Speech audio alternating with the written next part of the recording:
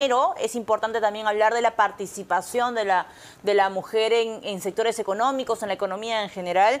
Donita Rodríguez, jefa de análisis macroeconómicos de Apoyo, está con nosotros. Donita, bienvenida. Gracias, Valeria. Buenas tardes. ¿Cuál es el impacto real de la participación femenina en la economía nacional? Y no sé si de repente podemos desagregar esto por sectores económicos. Sí, la participación de la mujer en el Perú ha venido creciendo, ¿no? Es relevante, es importante. Venimos acelerando también de manera impresionante. Si uno compara la historia, digamos, hacia atrás, la educación superior que nos ha ayudado a contribuir a la economía de las mujeres, ¿no? Ya tampoco existen muchas diferencias en el acceso a Internet y eso nos permite contribuir a nivel de distintos sectores, ¿no? La participación de la mujer, por ejemplo, en la economía formal es cerca de 37%. Versus un 63% de la participación de los hombres, ¿no? Pero es mayor, por ejemplo, acercándose más al 40% o por encima del 40% en algunos sectores como comercio o servicios, ¿no? Que son también intensivos en mano de obra y eso es importante también mencionarlo. Hay otro sector que tiene una participación menor que este promedio de 37%, que es la agroexportación, ¿no? Donde las mujeres, por ejemplo, contribuyen con la motricidad fina en la cosecha de las uvas, en la cosecha de los arándanos. Es bastante importante su participación. Es menor en otros sectores, justo en minería, ¿no? También se está trabajando eso, ¿no? Principalmente porque son ocupaciones donde los hombres tradicionalmente se han desempeñado más, Claro, ¿no? claro. Y, por ejemplo, el aporte al PBI, ahí estaba algunas gráficas que hemos podido rescatar y cifrar. ¿Cuál es la participación, digamos, de mujeres en la población económicamente activa y qué tanto podría cambiar un poco los resultados del PBI nacional si es que sumáramos más mujeres, ¿no?, que están en trabajos domésticos no remunerados, que también es una traba bastante importante, lo dijo la OIT el año pasado? ¿Habría un cambio sustancial, Donita? Yo creo que sí, ¿no? Porque actualmente las mujeres también se desempeñan en trabajos con una menor remuneración. Las mujeres que, por ejemplo, están en el sector formal, el 73% de estas mujeres ganan menos de 2.000 soles, ¿no? Y eso se compara con un promedio de hombres que es por encima de los 2.500, 1.000 soles. Entonces, esto puede mover también otras decisiones a nivel de jefe de hogar, ¿no? Por ejemplo, la mujer antes no tenía tanta participación a nivel de jefe de hogar.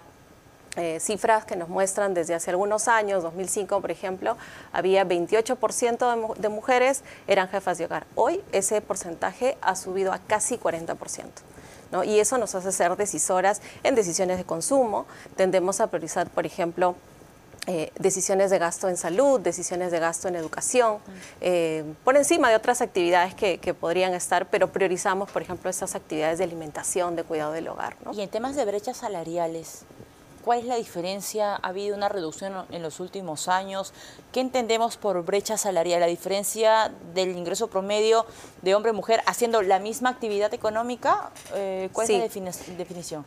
Ahí existe una definición que uno podría decir, bueno, es la diferencia de cuánto gana un hombre en promedio y cuánto gana una mujer en promedio, ¿no? Pero la idea es ir hacia un concepto más allá, más profundo, en el que podemos comparar características equivalentes, ¿no? Es decir, mujeres y hombres con el mismo rango o puesto, con las mismas características en términos de estudios, por ejemplo, y aislando esos o controlando esos factores, todavía la brecha salarial, es decir, esta discriminación por ser mujer, es cerca de 19%. No ha bajado.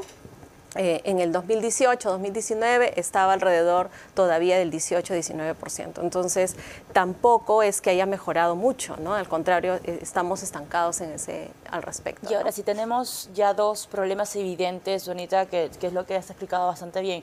Por un lado, el tema de la brecha salarial, el tema también de la informalidad que está presente, que en algunas regiones esto podría ser todavía mayor, si es en la zona rural también imagino que se dispara por las condiciones, etcétera. ¿Cuáles serían las medidas de políticas económicas también que podrían establecerse para revertir esta situación? Sí, antes de ir a la política hay un paso previo, ¿no? Que es importante entender por qué sucede esto. Si las mujeres estamos superando incluso a los hombres en estudiar educación superior, ¿por qué no estamos accediendo o insertándonos al mercado laboral y teniendo condiciones salariales de la misma manera que los hombres. Y tiene que ver con el hecho de que no logramos completar los estudios, ¿no? Y eso también nos puede limitar. ¿Y por qué? Porque la carga que recibimos las mujeres, también me incluyo, ¿no? Puede ser desproporcional. Las tareas, las labores en casa pueden implicar más horas, ¿no? que la tarea realizada a nivel de los hombres, ¿no? 40 horas semanales versus 15 horas semanales que pueden dedicar los hombres en una semana. Entonces, ¿cuál es la política que debe atacar? Es justamente esto, ¿no? Por ejemplo, permitir que las mujeres tengan más horas para seguir trabajando y generando ingresos, y esto parte de varón, mujer, repártanse las tareas en el hogar, o sea, tan básico como eso, ¿no? Sí. Sí, y justamente tenemos actividades de cuidado infantil, empresas también que pueden ofrecer eso, pero tenemos un programa en el país que se llama Cuna Más, y ese es el que podríamos empezar a fortalecer, ¿no? Solo para poner un ejemplo, las mujeres de menores ingresos las familias de menores ingresos, por ejemplo, no pueden enfrentar, ¿no? El costo de un cuidado infantil, ¿no? Es más o menos a un costo alrededor de 500 soles mensuales, y eso es poco, casi la mitad, ¿no? de un salario mínimo, sí, ¿no? Y no alcanza. Entonces la mujer decide o trabajo o cuido a los hijos. Entonces siempre está en esta disyuntiva. Entonces ahí podemos, a nivel de la política pública, cuidando obviamente, haciendo un balance de la sostenibilidad de las cuentas fiscales, de las cuentas públicas, ver la manera de que Cuna Más pueda ser fortalecido. Cuna Más es algo que podría apoyar justamente a estas mujeres de menores ingresos, que les pueda, por ejemplo, incluso trabajar en este ámbito.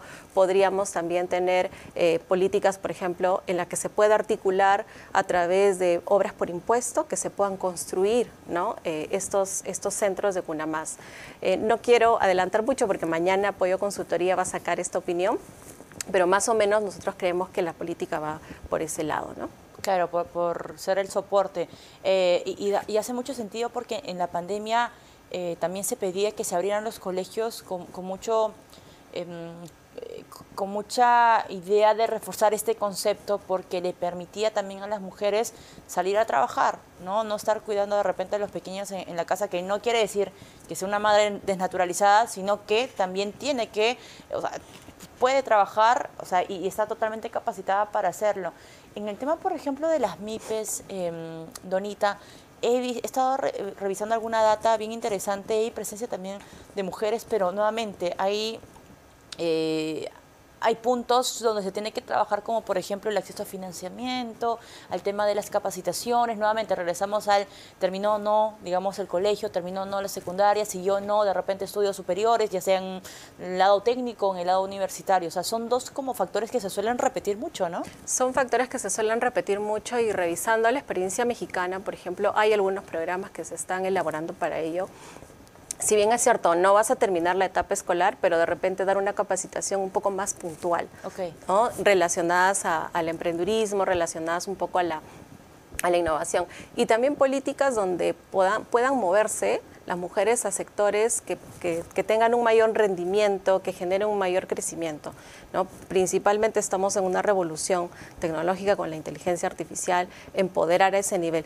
No solamente a las mujeres, a todos, ¿no? Pero dado que las mujeres tienen estas dificultades por las labores domésticas que a veces se tienen que hacer, que se asume desde muy jóvenes, sería importante poner ese foco también, ¿no? Y además, por ejemplo, de esto que me mencionas, de la inteligencia, etcétera, ¿qué otros sectores económicos tienen cierto potencial, digamos, de crecimiento si se fomenta la participación femenina?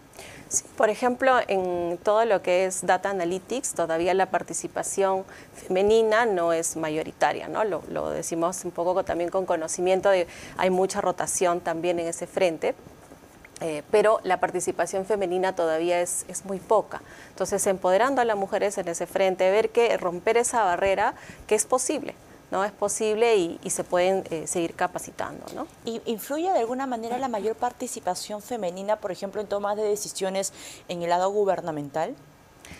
Yo creo que ahí también falta trabajar, ¿no? En general en la región todavía, a nivel de América Latina, todavía se ve una participación baja en política, por ejemplo, de las mujeres. Ha ido creciendo, pero no se las ve de repente tomando liderazgos todavía muy pronto, ¿no? Trabajos más asistenciales, trabajos más de preparación de información, ¿no? Y cuando somos perfectamente capaces, ¿no? Totalmente. Cuando mencionaste CUNAMAS, sí me he quedado como pensando en eso. Hay países de América Latina, Donita, que han apuntado muchísimo a una política similar a la que nosotros tenemos en Perú, que es CUNAMAS, y que han visto, digamos, resultados bastante positivos. Sí, y de hecho hay algunas estimaciones también donde este tipo de programas, ¿no?, tiende a incrementar también la probabilidad de mejorar la remuneración de la mujer, ¿no? Más o menos esa probabilidad es alrededor de 15, 20%, ¿no? Según algunos tipos de países, pero sí son políticas que finalmente tienen efecto también sobre las mujeres, ¿no? ¿Y de qué manera una política con enfoque de género podría ser viable, digamos, medidas como las que estamos conversando ahora? Son bastante viables, o sea, de hecho, de las propuestas que nosotros vamos a lanzar el día de mañana, por ejemplo, el esquema de Opori, creo que sería bastante dinámico, donde la empresa privada pueda también tener este rol de construir más centros CUNAMAS, ¿no? Algunas medidas también como dar mayor flexibilidad a los horarios, ¿no? Por ejemplo, si yo soy una persona, una mujer, que tengo que trabajar, ¿no?, de repente el centro podría aperturar un poco más de tiempo y permitir inscribir al menor no en el lugar donde vivo, sino en el lugar de repente donde trabajo, para que el recojo del menor sea mucho más rápido y pueda retornarlo a casa, ¿no? Entonces, se trata de ir pensando formas que no necesariamente cuestan más dinero, pero sí introduciendo y mejorando y fortaleciendo el programa, ¿no? Qué interesante. Donita, ¿se ha avanzado? ¿Se ha avanzado en los últimos años en la lucha para abrir un poco el campo y que la participación de la mujer en la economía sea más presente? Sí, se viene avanzando por el lado, por ejemplo, de CUNAMAS. En el caso también desde el lado empresarial, puedo compartir, ¿no?, que se ven estas iniciativas, las empresas tomando, por ejemplo, políticas de transparencia salarial que les permite justamente identificar qué brechas pueden haber a nivel de los puestos de trabajo dentro de la organización, que es algo que también se fomenta y se trata de tener. Hay también certificaciones, por ejemplo, que las empresas pueden tomar como empresa que se preocupa por la equidad de género, por reducir estas brechas salariales. El problema en el país es que son las empresas formales más grandes, que no son el gran universo de empresas, ¿no? Entonces, eso tendría que ir caminando o ir decantando hacia el grupo de empresas, digamos, medianas, que son mayoritarias en el Perú, ¿no? Que, por ejemplo, microempresas y pequeñas empresas son alrededor del 99% del universo de empresas, ¿no? Entonces eso, digamos, viene con un cambio un poco más profundo, porque ya es algo más estructural de las características de nuestra economía, ¿no? Donita, te agradezco que nos hayas acompañado esta tarde. Donita Rodríguez, jefa de análisis macroeconómicos de apoyo, estuvo con nosotros.